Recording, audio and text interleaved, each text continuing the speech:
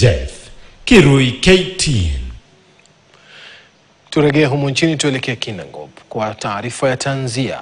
Wakazi wa kijiji cha Magumo eneo la Kinangop wameachwa na hofu kufuatia kisa cha mauaji ya wanafunzi wa gredi ya 6 wa shule ya msingi ya St. Christopher Comprehensive ambaye kiwiliwili chake kilipatikana kwenye shamba la mahindi kando ya barabara ya Magumo kuelekea Njabini.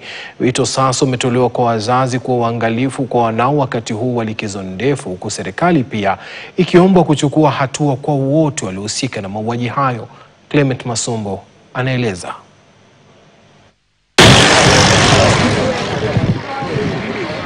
Wakazi wa kijiji cha Magumo eneo bunge la Kinangop kaunti ya Nyandarua wamepigwa na butwaa baada ya mauaji ya mvulana mmoja wa umri wa miaka 11 ambaye pia ni mwanafunzi wa gredi ya 5.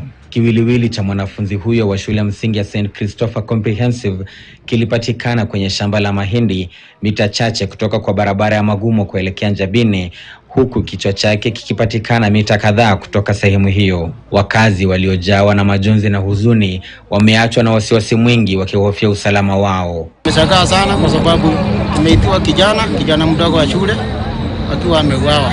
Na hii ni vibaya sana. Yule mtu amefanya na hii kwa hiyo kitendo, tutajaribu juu chini ili tusikiane na serikali ili mambo yote iwe sawa sawa. Nimesikia vibaya sana kwa sababu ya Sami.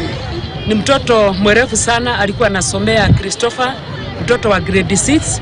Tunaomba wazazi tu waendelee kuangalia watoto wao, na pia wazazi wote wako hapa, si wazazi peke yao, akina youth wetu tuwe tunaangalia watoto. Ukiona mtoto kwa barabara, ujui vile anafanya, pengine ako na stress, ni vizuri kuuliza mtoto wako na nini. Kisa hiki kimejiri saa chache tu baada ya kisa kingine kuripotiwa kaunti ya Narok ambako mwanafunzi wa gredi ya 9 aliuawa kinyama na mwili wake kutupwa kwenye shamba la miwa.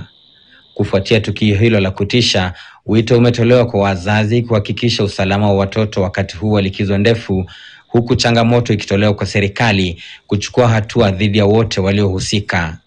Kumekuwa na visa kama hivi, watu wanaletwa alafu si mingi, lakini hii moja hii inasitakasa sana. Sijawahi kuona mambo kama hivi.